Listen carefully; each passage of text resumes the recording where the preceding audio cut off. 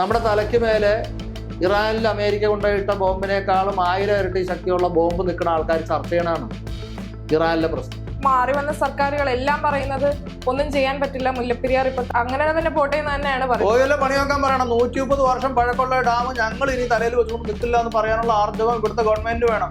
ആയിരക്കണക്കിന് chemical factories ഉണ്ട് അവിടെ. ഈഥൈൻ ഉണ്ട്, ബെൻസീൻ ഉണ്ട്, മീഥൈൻ ഉണ്ട്. അതെല്ലാം വിഷവാതകങ്ങളാണ്. ഇവിടുത്തെ സമസ്ത ജീവജാലങ്ങളെയും തുടച്ചു നിൽക്കും. ഇരകളാകാൻ പോകുന്ന ആളുകൾക്ക് ബോധമുണ്ടായില്ലെങ്കിൽ പിന്നെ തമിഴ്നാടിനെ പഴിച്ചിട്ട് എന്താ കാര്യം? ആനയുണ്ടാവും, വൻ മരങ്ങളുണ്ടാവും, വൻ മലകളും കണ്ടേക്കാം. അത് ഒഴുകല്ല, മുകളിൽ നിന്ന് താഴേക്ക് പതിക്കുകയായി. സർക്കാർ ചെയ്യും, അവര് ചെയ്യും, ഇവര് ചെയ്യും, സുപ്രീം കോടതി ചെയ്യുമെന്ന് നോക്കിയിരിക്കുന്ന ജനമുണ്ടല്ലോ, അവരെ കുറിച്ച് എന്ത് പറയാനാണ്? വിഡ്ഢികളെന്ന് പറഞ്ഞാൽ കുറഞ്ഞു പോകും. മീൻ പിടിക്കാനുള്ള അവകാശം നമുക്ക് കിട്ടിയിട്ട് ഇലക്ട്രിസിറ്റി ഉൽപ്പാദിപ്പിക്കാനുള്ള അവകാശം അങ്ങോട്ട് കൊടുത്ത് എന്തോന്ന് ഇത്? നമ്മളോട് ഇത് യാതൊരു ദയവും കാണിക്കാതെ നമ്മുടെ സംസ്ഥാനത്ത് കയറി നിന്ന് ഇന്ത്യയുടെ ഫെഡറൽ കോൺസ്റ്റിറ്റ്യൂഷനെ വെല്ലുവിളിച്ചുകൊണ്ട് ഈ നാട്ടിലെ ജനങ്ങളുടെ ജീവനോ സ്വത്തിനോ യാതൊരു വിലയും കൽപ്പിക്കാത്ത തമിഴ്നാടിന് കുഴലുണ്ടാക്കി വെള്ളം കൊടുക്കാനാണ് നമ്മൾ നടക്കുന്നത്. ഇന്നത്തെ നമ്മുടെ അതിഥിക്ക് പ്രത്യേകം പരിചയപ്പെടുത്തലൊന്നും വേണ്ട. ജനങ്ങൾക്കെല്ലാം സുപരിചിതനായ ഒരു വ്യക്തിയാണ്. ജനങ്ങളുടെ ഒപ്പം കോടതി വരെ മുല്ലപ്പെരിയാർ ആക്ടിവിസ്റ്റ് ആയിട്ട് മുന്നോട്ട് പോകുന്ന അഡ്വക്കേറ്റ് റസൽ ജോയ്. നമസ്കാരം സർ. നമസ്കാരം. എല്ലാവർക്കും അറിയാം, ഞാൻ പ്രത്യേകം പരിചയപ്പെടുത്തേണ്ട ആവശ്യമില്ലെന്ന് ആദ്യം തന്നെ പറഞ്ഞിരിക്കുകയാണ്. സാർ, അറിയാം നമ്മൾ എന്താണ് സംസാരിക്കാൻ പോകുന്നതുള്ളത് ജനങ്ങൾക്ക് അറിയാം. ഇപ്പം ഇതിന്റെ താഴെ ടൈറ്റിലും കണ്ടിട്ടുണ്ടാവും. സാർ, ശരിക്കും എന്താണ് ഇപ്പൊ മുല്ലപ്പെരിയാറിന്റെ അവസ്ഥ? 130 വർഷം പഴക്കമായി. അത് തന്നെ അവസ്ഥ. സുപ്രീം കോടതി അത് തന്നെയാണ് പറഞ്ഞത്. കഴിഞ്ഞ ഒക്ടോബർ 11-ാം തീയതി സുപ്രീം കോടതി 3 സർക്കാരുകളോടും ചോദിച്ച ചോദ്യം അതാണ്. 130 വർഷം പഴക്കമായില്ലേ, ഇനി എന്തിനാ നിർത്തണമെന്നാണ് ചോദിച്ചത്. അത് തന്നെ അവസ്ഥ. പഴക്കം. എക്സ്പയറി ഡേറ്റ് കഴിഞ്ഞിട്ടും വർഷങ്ങളായി. അത് തന്നെ പ്രശ്നം. ഇപ്പൊ ജനങ്ങൾ ചെറിയൊരു സാധനമാണെങ്കിൽ പോലും എക്സ്പയറി ഡേറ്റ് കഴിഞ്ഞാൽ എടുത്ത് കാട്ടിലോട്ട് അറിയാം, തോട്ടിലോട്ട് അറിയാം. പക്ഷെ ഒരു ഡാം എന്ന് പറയുന്നത് എന്തുമാത്രം പേടിക്കേണ്ട ഒരു സംഭവമാണെന്നുള്ളത് നമുക്കറിയാം. അതിനെ വീണ്ടും നിർത്തിക്കൊണ്ടിരിക്കുകയാണ് അല്ലേ? Every water bomb is bomb. It's a water bomb. ഇപ്പൊ ഇത് പൊട്ടിക്കഴിഞ്ഞാൽ every dam is a bomb. അങ്ങനെ തന്നെ പറയാം. അതെ, കറക്റ്റ്. എല്ലാ ഡാമും നമുക്ക് അങ്ങനെ തന്നെ പറയാം അല്ലേ? അങ്ങനെ തന്നെ പറയാം. ഇപ്പൊ ഈ ഡാം പൊട്ടിക്കഴിഞ്ഞാൽ എന്ത് സംഭവിക്കും? ഇപ്പൊ നമ്മൾ ഇവിടെ നിന്ന് ചർച്ച ചെയ്തുകൊണ്ടിരിക്കുന്ന സമയത്ത് ഡാം പൊട്ടുകയാണ്. ഇപ്പൊ പൊട്ടിക്കഴിഞ്ഞാൽ പ്രധാനമായിട്ടും സംഭവിക്കുക എന്ന് പറഞ്ഞത് നമുക്ക് നമ്മുടെ മുമ്പിൽ തന്നെ ഉണ്ട്. ഇത് 1924 ഈ ഡാം ഭാഗികമായി തകർന്നതാണ്. മഴയുണ്ടായിരുന്നു, അന്നൊരു മല പ്രത്യക്ഷമായി. നമ്മൾ ഈ ഇടുക്കിയിലൊക്കെ പോകുമ്പോൾ വലിയ മലകൾ കണ്ടിട്ടില്ലേ? അത്തരം ഒരു മല, കരിന്തിരി മല എന്നുള്ളത് അപ്രത്യക്ഷമായി. കേരളത്തിൽ മൊത്തം ജനം നിറഞ്ഞായിരുന്നു. ഒരു മല അങ്ങ് പോയി. അപ്പോൾ ഇനിയിപ്പോൾ അന്ന് ഇത്രയും ഫാക്ടറീസ് ഒന്നുമില്ല. ഇന്ന് 1 ലക്ഷത്തോളം ഫാക്ടറീസ് മുല്ലപ്പെരിയാർ ഡാമിൻ്റെ അടിയിൽ തന്നെ ഉണ്ട്. ഏകദേശം 2 ലക്ഷത്തോളം ഫാക്ടറീസ് കേരളത്തിൻ്റെ വിവിധ ഭാഗങ്ങളിലുണ്ട്. അപ്പോൾ പ്രധാനപ്പെട്ട ജില്ലകളെല്ലാം, ഫാക്ടറീസ് ഉള്ള ജില്ലകളെല്ലാം, എറണാകുളം ജില്ലയൊക്കെ ഇതിൻ്റെ അടിയിലാണല്ലോ. അപ്പോൾ ഇപ്പോൾ സംഭവിച്ചാൽ ഈ ഡാമിൻ്റെ ഒരു ഡിസാസ്റ്ററിനേക്കാൾ ഉപരി ഈ ഫാക്ടറീസ് ഒക്കെ തകരും. അപ്പോൾ ആയിരക്കണക്കിന് കെമിക്കൽ ഫാക്ടറീസ് ഉണ്ട് അവിടെ. ഈഥൈൻ ഉണ്ട്, ബെൻസീൻ ഉണ്ട്, മീഥൈൻ ഉണ്ട്. അതെല്ലാം വിഷവാതകങ്ങളാണ്. ഇവിടുത്തെ സമസ്ത ജീവജാലങ്ങളെയും തുടച്ചു നിൽക്കും. കേരളത്തിൽ പിന്നെ ജീവൻ ഉണ്ടാവില്ല. അതാണ് ഇതിലെ ഏറ്റവും വലിയൊരു ദുരന്തം എന്ന് പറഞ്ഞാൽ. അതായത് നമ്മൾ ആലോചിക്കുന്നതിൻ്റെ അപ്പുറത്താണ് ദുരന്ത സാധ്യത. പിന്നെ സദേൺ നേവൽ കമാൻഡ് ഇല്ലേ, നേവൽ ആർമമെന്റ് ഡിപ്പോ ഇല്ലേ, അവിടെ അണുവായുധം ഉണ്ടോന്ന് എങ്ങനെ അറിയാൻ പറ്റും? അതെല്ലാം ഡിഫൻസ് സീക്രട്ട് അല്ലേ. അതൊക്കെ ഉണ്ട്. അതൊക്കെ അവിടെയൊക്കെ ക്രാക്ക് വന്ന് എന്തെങ്കിലുമൊക്കെ പറ്റിക്കഴിഞ്ഞാലുള്ള ചിന്തിക്കാൻ പറ്റും. ഇതെന്താന്ന് വെച്ചാൽ വെറുതെ നിസ്സാരമായ കാര്യങ്ങളാൽ പരിഹരിക്കപ്പെടാവുന്ന ഒരു പ്രശ്നമാണിത്. ഇപ്പൊ പരിഹരിക്കണം. പൊട്ടിക്കഴിഞ്ഞ് പിന്നെ എന്തൊന്ന് പരിഹരിക്കാനാ? പിന്നത്തേക്ക് മാറ്റി വെക്കാൻ പറ്റാത്ത കാര്യം ഇല്ല. നാളെ എന്നുള്ള ഒരു സംഭവം മുല്ലപ്പെരിയാർ ഡാമിനെ സംബന്ധിച്ചിടത്തോളം ഇല്ല. ഇന്നെന്ത് ചെയ്യാൻ പറ്റുമെന്ന് മാത്രം ആലോചിച്ചാൽ മതി. ശരിക്കും ഒരു ദുരന്തം തടയാനുള്ള ഏറ്റവും സുപ്രധാനമായ മാർഗം എന്താന്ന് അഞ്ജനയ്ക്ക് പിടിയില്ല. ഒരു ദുരന്ത സാഹചര്യം നിലനിൽക്കുന്നു എന്നും ആ സാഹചര്യം വർദ്ധിച്ചു വരികയാണ്, ദുരന്തം ഉണ്ടാകാനുള്ള സാഹചര്യം കൂടിക്കൂടി വരികയാണ് എന്നുള്ളത് ഈ ദുരന്തത്തിന്റെ ഇരകളാകാൻ പോകുന്ന ജനങ്ങളെ ബോധവൽക്കരിക്കുക എന്നുള്ളതാണ്. അതാണ് ഫസ്റ്റ് സ്റ്റെപ്പ്. ഇപ്പോൾ മുല്ലപ്പെരിയാർ ഡാം തകർന്നാൽ എന്തെല്ലാം പ്രശ്നങ്ങൾ, പ്രത്യാഘാതങ്ങൾ ഉണ്ടാവും എന്നതിനെക്കുറിച്ച് ഈ ഇരകളായ ജനങ്ങളെ ബോധവൽക്കരിക്കാൻ നമുക്ക് കഴിഞ്ഞാൽ പകുതി വഴി നമ്മൾ പിന്നിട്ടു. ഇന്ന് നിർഭാഗ്യവശാൽ അങ്ങനെ ഒരു സംഭവം കേരളത്തിൽ ഇല്ല. കേരളത്തിലെ ജനങ്ങൾക്ക് ഇതിനെക്കുറിച്ച് വലിയ ഗ്രാഹ്യമില്ല, ബോധ്യങ്ങളുമില്ല. അപ്പോൾ നമ്മുടെ ശ്രമം വളരെ വളരെ വളരെ നമ്മൾ ശ്രമിക്കേണ്ടതുണ്ട്. ഈ ചാനൽ ചർച്ചയിലൊക്കെ ഞാൻ വന്നിങ്ങനെ ഇരിക്കണതിൻ്റെ ഒരു കാരണം അതാണ്. ഇത് കൂടുതൽ ജനങ്ങൾക്ക്, ഈ ഇരകൾക്ക് ഈ ദുരന്ത സാധ്യത ഉണ്ട് എന്ന് മനസ്സിലാക്കാൻ കഴിഞ്ഞാൽ നമ്മൾ പകുതി വിജയിച്ചു. ഇപ്പൊ തങ്ങളുടെ ജീവൻ, സ്വത്ത് ഇവര് തന്നെയല്ലേ സംരക്ഷിക്കേണ്ടത്? അല്ലേ? ഈ ഇരകൾ തന്നെയാണ് അവരുടെ ജീവൻ സംരക്ഷിക്കേണ്ടതും അവരുടെ സ്വത്ത് സംരക്ഷിക്കേണ്ടതും. ആ ബോധ്യം കൊടുക്കാനായിട്ട് നമ്മുടെ ഈ ചാനലിന് കഴിയട്ടെ എന്നാണ് എൻ്റെ ഒരു ആഗ്രഹം. ഇപ്പോഴേ മഴ വരുമ്പോൾ മാത്രം മുങ്ങി വരുന്ന ഒരു വിഷയമായി പൊതുവെ മുല്ലപ്പെരിയാർ അങ്ങനെ ഒരു സംഭവമായി മാത്രം മാറാറുണ്ട്. സാറ് ശ്രദ്ധിച്ചിട്ടില്ലേ?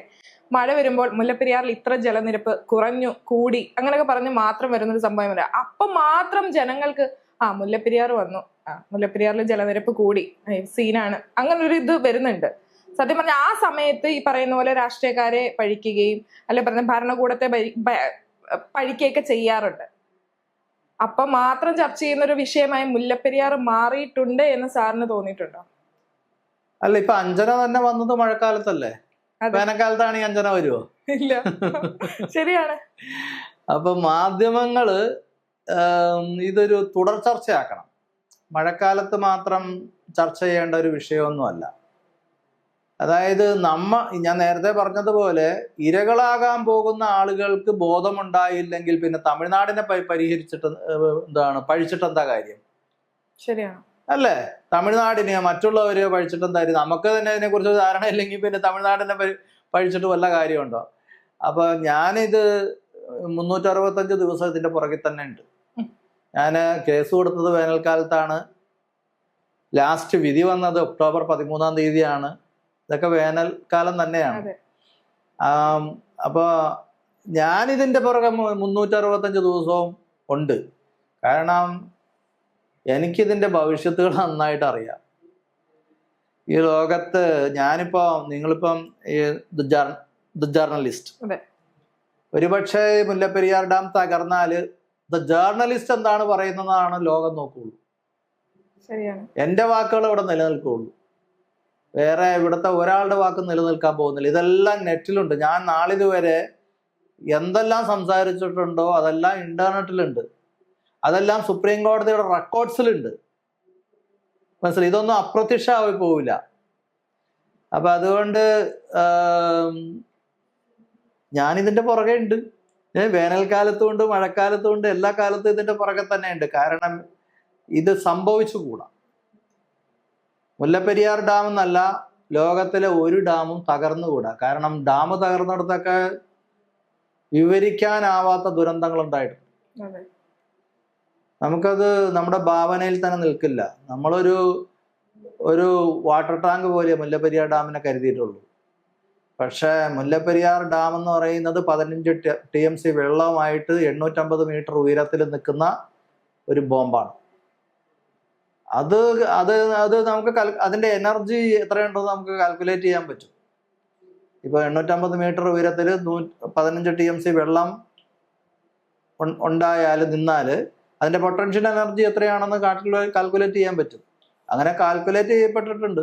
ഹിരോഷിമയിൽ അമേരിക്ക ഇട്ട ബോംബിന്റെ 180 ടൺസ്. അപ്പൊ അത്രയും എനർജി ആയിട്ടാണ്. അപ്പൊ എനർജിയെ നശിപ്പിക്കാനോ ഉണ്ടാക്കാനോ ഒന്നും കഴിയില്ല എന്ന് പറയാൻ കേട്ടിട്ടില്ലേ? അത് ഒരു ഫോമിൽ നിന്ന് വേറൊരു ഫോമിലേക്ക് മാറുകയുള്ളൂ. പൊട്ടൻഷ്യൽ എനർജി കൈനറ്റിക് എനർജി ആയിട്ട് മാറും പൊട്ടിയ. അപ്പൊ അത് മലകളെ പോലും അപ്രത്യക്ഷമാക്കും. ലോകത്ത് നമ്മൾ കണ്ടുകൊണ്ടിരിക്കണം. ഞാനിവിടെ ഇരുന്ന് വെറുതെ ഇരുന്ന് പറയണ അല്ല. ലോകത്ത് ഇന്ത്യയിൽ തന്നെ 50ഓളം ഡാമുകൾ തകർന്നിട്ടുണ്ട്. ലോകത്ത് ഒരു ഡാമെങ്കിലും ഒരു വർഷം എവിടെയെങ്കിലും ഒക്കെ പൊട്ടുന്നുണ്ട്. അപ്പൊ ആ കാഴ്ചകളൊക്കെ നമ്മൾ കാണുമ്പോൾ എന്താണ്, വലിയ ഇപ്പൊ തന്നെ മുണ്ടക്കൈ, ചൂരൽമല മുണ്ടക്കൈ, അവിടെ ഒരു കാറിന്റെ വലിപ്പമുള്ളൊരു കല്ല് 5 കിലോമീറ്റർ ദൂരത്തേക്ക് തെറിപ്പിക്കാൻ കഴിയുന്ന ഒരു ഫോഴ്സിനെ കുറിച്ച് ചിന്തിച്ചു നോക്കി. വെറും ഒരു ലാൻഡ് സ്ലൈഡിങ് ആണ്, ഉരുൾപൊട്ടലാണ്. അപ്പൊ ഒരു ഡാം തകർച്ച, അവിടെയുള്ള വലിയ കല്ലുകൾ, മരങ്ങള്, വണ്ടി, വാഹന മറ്റേ ബിൽഡിങ്സ്, ഇതിനെയൊക്കെ എത്ര ദൂരത്തേക്ക് തെറിപ്പിക്കും.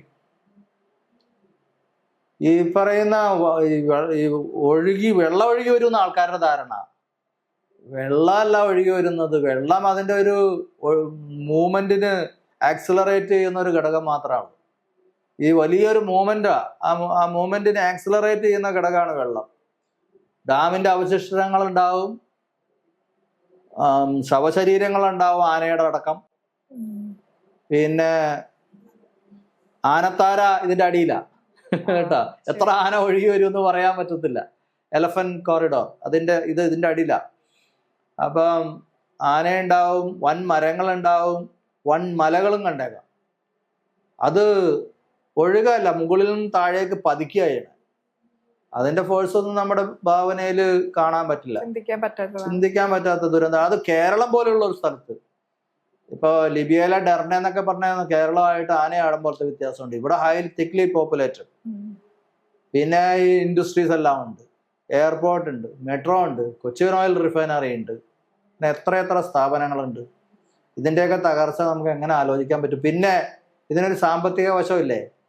ഈ നമുക്ക് നിസ്സാരമായിട്ട് ഡാം ഡീകമ്മീഷൻ ചെയ്ത് പരിഹരിക്കാവുന്ന ഒരു വിഷയത്തെ ഇങ്ങനെ വെച്ചോണ്ടിരുന്ന് നൂറ്റാണ്ടുകളായി ഉണ്ടായ ഡെവലപ്മെന്റ്, ഇപ്പൊ എറണാകുളം സിറ്റി എന്ന് പറയുന്നത് ഒരു ദിവസത്തെ ഡെവലപ്മെന്റ് ആണോ? നൂറ്റാണ്ടുകളുടെ ഡെവലപ്മെന്റ് ആണ് അതൊക്കെ. അത് ഒരു നിമിഷം കൊണ്ട് ഇല്ലാതാവാണ്. നമുക്ക് ഇപ്പൊ പരിഹരിക്കാൻ പറ്റും, പെട്ടെന്ന് പരിഹരിക്കാൻ പറ്റും.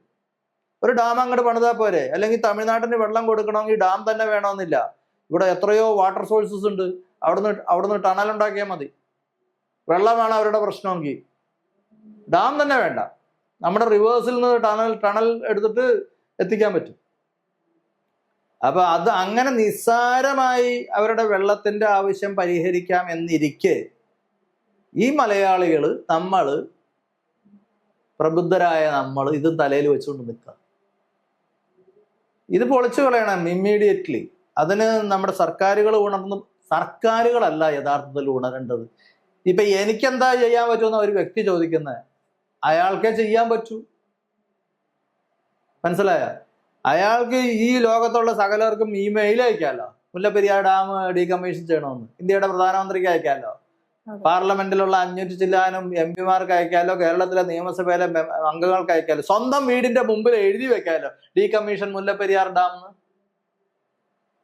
അപ്പൊ നിങ്ങൾ സർക്കാർ ചെയ്യും, അവര് ചെയ്യും, ഇവര് ചെയ്യും, സുപ്രീം കോടതി ചെയ്യുമെന്ന് നോക്കിയിരിക്കുന്ന ജനം ഉണ്ടല്ലോ, അവരെ കുറിച്ച് എന്ത് പറയാനാണ്? വിഡ്ഢികൾ എന്ന് പറഞ്ഞാൽ കുറഞ്ഞു പോകും. മനസ്സിലായ? അതിലും താഴെയാ അവരുടെ ആ IQ. ഇത്രയും വലിയ ബോംബ് തമിഴ്നാട്ടിലാണെങ്കിൽ അവർ വെച്ച് ഉറപ്പിക്കുമായിരുന്നു. വേണ്ട, കർണാടകത്തിലാണെങ്കിൽ വെച്ച് ഉറപ്പിക്കോ? കാവേരി ഇഷ്യൂ നമ്മൾ കണ്ടല്ലേ. കാവേരി ഇഷ്യൂല് അവര് മേഘാദത്ത് അങ്ങനെയല്ലേ പറയണേ, അവിടെ ഡാം കെട്ടുക. നമ്മളെക്കായൊക്കെ എത്ര പടി മുന്നിലെത്തി, അടി കൊടുക്കല്ല അവര് അല്ലേ.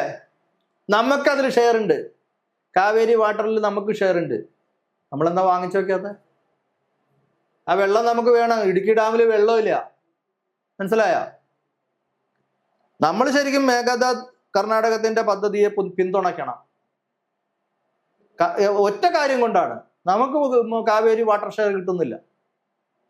അപ്പൊ കാവേരി വാട്ടർ ഷെയർ മുല്ലപ്പെരിയാറിലെ വെള്ളമായിട്ട് നമുക്ക് കിട്ടുകയാണെങ്കിൽ ഇടുക്കിയിൽ നമുക്ക് കറണ്ട് ഉൽപ്പാദിപ്പിക്കാം, വൈദ്യുതി ഉൽപ്പാദിപ്പിക്കാം. നമ്മുടെ ഇലക്ട്രിസിറ്റി ബില്ല് 1000 രൂപയിൽ നിന്ന് 50 രൂപയായിട്ട് മാറും. ആ വെള്ളം കിട്ടിയാൽ മതി. കാവേരി വാട്ടർ ഷെയർ എങ്കിലും ഈ മുല്ലപ്പെരിയാർ ഡാമിൽ നിന്ന് ഇങ്ങോട്ട് തുറന്നു വിട്ടാൽ മതി. മനസ്സിലായ? അപ്പൊ നമ്മളോട് യാതൊരു ദയവും കാണിക്കാതെ നമ്മുടെ സംസ്ഥാനത്ത് കയറി നിന്ന് ഇന്ത്യയുടെ ഫെഡറൽ കോൺസ്റ്റിറ്റ്യൂഷനെ വെല്ലുവിളിച്ചുകൊണ്ട് ഈ നാട്ടിലെ ജനങ്ങളുടെ ജീവനോ സ്വത്തിനോ യാതൊരു വിലയും കൽപ്പിക്കാത്ത തമിഴ്നാടിന് കുഴലുണ്ടാക്കി വെള്ളം കൊടുക്കാനാണ് നമ്മൾ നടക്കുന്നത്, ടണലുണ്ടാക്കി. എന്താ നമ്മുടെ അവസ്ഥ? വെള്ളം കൊടുക്കില്ല എന്നൊന്ന് പറഞ്ഞു നോക്കട്ടെ, തിരുവനന്തപുരത്ത് ഓടി വരും. മനസ്സിലായ? സുപ്രീം കോടതി പറയട്ടെ 130 വർഷമായിട്ട് ഞങ്ങൾ വെള്ളം കൊടുക്കാണ്, ഇനി ഞങ്ങൾക്ക് വെള്ളം കൊടുക്കാനില്ല, ഞങ്ങൾക്ക് ഇലക്ട്രിസിറ്റി ഇല്ല, അവർ ഇലക്ട്രിസിറ്റി സർപ്ലസ് സ്റ്റേറ്റ് ആണ്, നമുക്ക് കറണ്ട് ഇല്ല, അതുകൊണ്ട് ഞങ്ങൾ ഇനി വെള്ളം കൊടുക്കില്ല എന്ന് ഇവർ സുപ്രീം കോടതി പറഞ്ഞു നോക്കട്ടെ. കേരളം കഥ മാറും. എങ്ങനെയെങ്കിലും വെള്ളം കിട്ടിയാൽ മതി ഇതാവും. മനസ്സിലായി? ഈ ധാർഷ്ട്യോ അഹങ്കാരമൊന്നും ഉണ്ടാവില്ല. പറയണം 130 വർഷം മുമ്പത്തെ സാഹചര്യമല്ല, ഞങ്ങൾക്ക് വെള്ളം ആവശ്യമുണ്ട്, നമ്മുടെ നാട്ടിലെ വെള്ളം നമുക്ക് ആവശ്യമുണ്ടെന്ന് പറയാൻ നമ്മൾ എന്തിനാ ലജ്ജിക്കുന്നത്, പേടിക്കുന്നത് എന്തിനാണ്? നമ്മുടെ സ്വന്തം വെള്ളം നമുക്ക് ആവശ്യമുണ്ടെന്ന് ആരെങ്കിലും ബോധിപ്പിക്കണോ? കൊടുക്കില്ല എന്ന് പറയണം. ഇനി കൊടുക്കുകയാണെങ്കിൽ പണം മേടിക്കണം, അല്ലേ? നമുക്കിവിടെ പെട്രോളൊന്നും ഇല്ലല്ലോ, ഉള്ളത് വെള്ളമല്ലേ? പണം മേടിക്കണം. അവർക്ക് വെള്ളം എന്ന് പറഞ്ഞു കഴിഞ്ഞാൽ പെട്രോൾ പോലെയാ. അവരുടെ 5 ജില്ല എന്ന് വെച്ചാൽ 2 ജില്ല ഒക്കെ ചേർത്ത് വെച്ചാൽ കേരളമായി. മനസ്സിലായ? ആ, അപ്പൊ നമുക്ക് പെട്രോൾ അല്ല ഉള്ളത്, നമുക്ക് വെള്ളമാണ്. കാശ് തരാൻ പറയണം.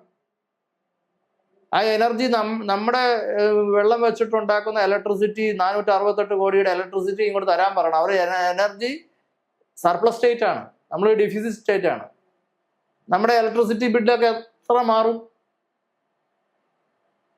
അതിന് ആർജവമുള്ള, ഞാൻ പറയണ തമിഴ്നാട്ടിലെ ഒരു ഗവൺമെന്റ് പോലെ കേരളത്തിലെ ഒരു ഗവൺമെന്റ് വേണമെന്നാണ്, അല്ലെങ്കിൽ കർണാടകത്തിലെ ഒരു ഗവൺമെന്റ് പോലെ കേരളത്തിലെ ഒരു ഗവൺമെന്റ് വേണം. ഇതൊക്കെ പറയണം. പക്ഷെ തമിഴ്നാട്ടിൽ ഇപ്പൊ മാറി വന്ന സർക്കാരുകൾ എല്ലാം പറയുന്നത് ഒന്നും ചെയ്യാൻ പറ്റില്ല, മുല്ലപ്പെരിയാർ ഇപ്പൊ തൽസ്ഥിതി തന്നെ തുടങ്ങട്ടെ എന്ന്, അങ്ങനെ തന്നെ പോട്ടെ എന്ന് തന്നെയാണ് പറയുന്നത്. ഓയിലെ പണിയൊക്കാൻ പറയണം. 130 വർഷം പഴക്കമുള്ള ഡാം ഞങ്ങൾ ഇനി തലയിൽ വെച്ചുകൊണ്ട് നിൽക്കില്ല എന്ന് പറയാനുള്ള ആർജവം ഇവിടുത്തെ ഗവൺമെന്റ് വേണം.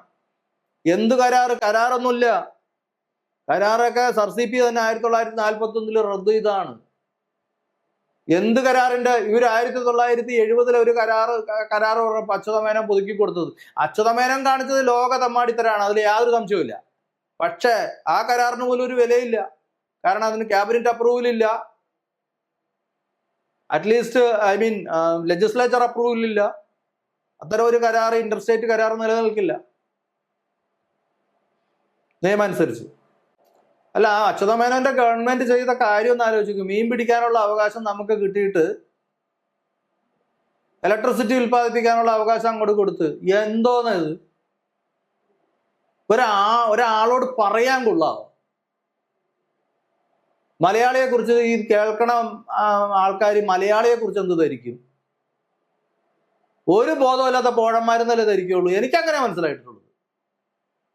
മീൻ പിടിക്കാനുള്ള അവകാശം, അവിടെ ആകെ മീൻ പിടിക്കേണ്ടത് ആദിവാസികളാണ്. അവര് കരാറിൽ മീൻ പിടിക്കാൻ അവകാശം ഉണ്ടാവുന്ന വായിച്ചു നോക്കിയിട്ട് പോയല്ല മീൻ പിടിക്കണേ. അവര് പാരമ്പര്യമായിട്ട് മീൻ പിടിക്കുന്ന, കരാറുണ്ടെങ്കിൽ ഇല്ലെങ്കിലും മീൻ പിടിക്കും.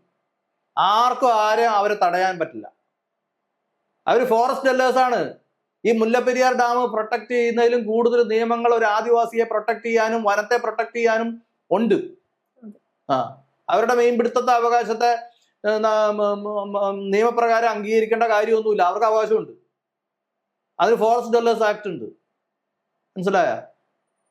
എത്ര പരിഹാസ്യമായ രീതിയിലാണ് ഈ മലയാളികളെ കുറിച്ച് ലോക രാജ്യങ്ങൾ എന്ത് ചിന്തിക്കും? മീൻ പിടിക്കാനുള്ള അവകാശം മേടിച്ചിട്ട് ഇലക്ട്രിസിറ്റി ഉൽപ്പാദിപ്പിക്കാനുള്ള അവകാശം അങ്ങോട്ട് കൊടുക്കും. എന്തെങ്കിലും ഒരു ന്യായം വേണ്ടേ? ആ കരാറ് നിലനിൽക്കോ? ഇൻഅഡക്വേറ്റ് കൺസിഡറേഷൻ എന്ന് പറഞ്ഞ് കരാർ അല്ലെങ്കിലും നിലനിൽക്കില്ല, നേരത്തെ പറഞ്ഞപ്പോ മനസ്സിലായില്ലല്ലോ. ഇനിയിപ്പോ നിലനിൽക്കുമെന്ന് വെച്ചാൽ തന്നെ ഇൻഅഡക്വേറ്റ് കൺസിഡറേഷൻ ആണ്. മീൻ പിടിക്കാനുള്ള അവകാശത്തിനാണ് 468 കോടിയുടെ ഇലക്ട്രിസിറ്റി ഉൽപ്പാദിപ്പിക്കാനുള്ള അവകാശം കൊടുക്കുന്നത്. എന്തെങ്കിലും ഒരു ഇത് വേണ്ടേ?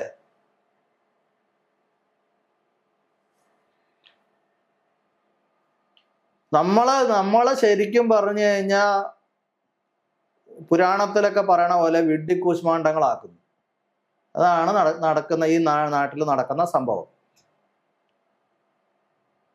കർണാടകക്കാരുടെ അടുത്ത് ഇതൊന്നും ചെലവാകൂലല്ലോ. എന്തെങ്കിലും ചെലവാകും. ഒരിക്കൽ കർണാടകത്തിൽ ജനങ്ങൾ കാണിച്ചെന്താണെന്നറിയോ? അവിടെ വണ്ടിയൊക്കെ എടുത്ത് അവർ കത്തിച്ചോളൂ.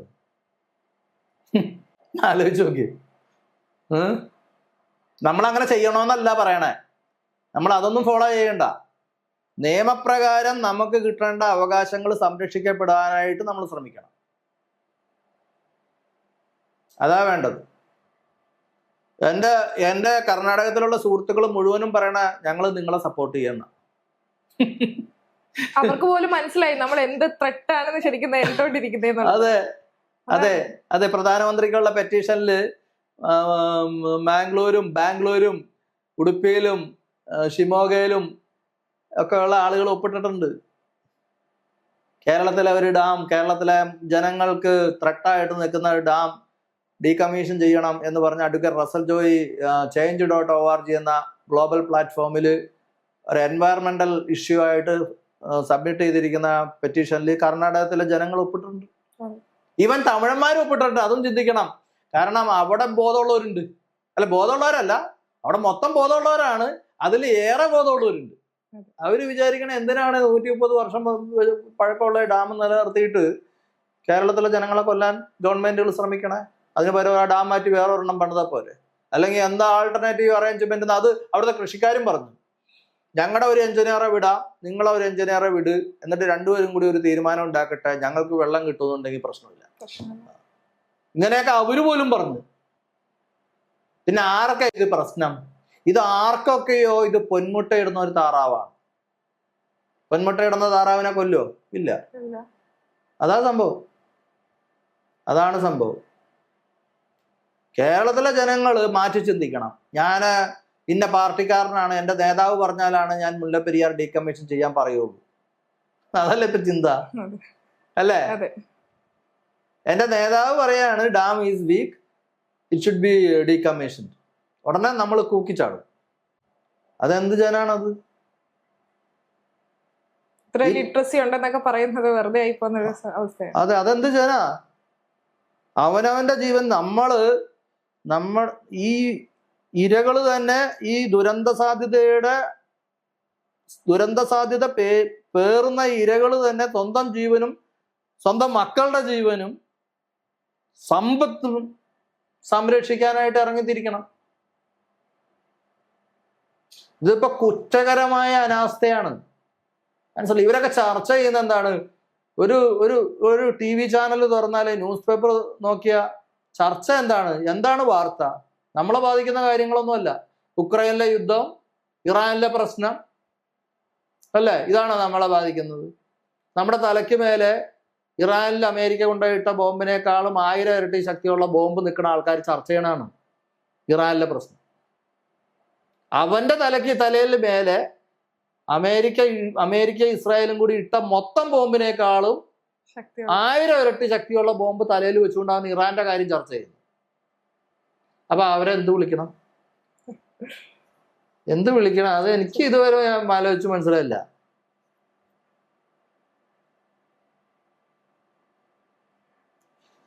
വെറുതെ അല്ല വിവേകാനന്ദ സ്വാമിജി പറഞ്ഞത് എല്ലാത്തിനും ഭ്രാന്താന്ന്, അല്ലേ?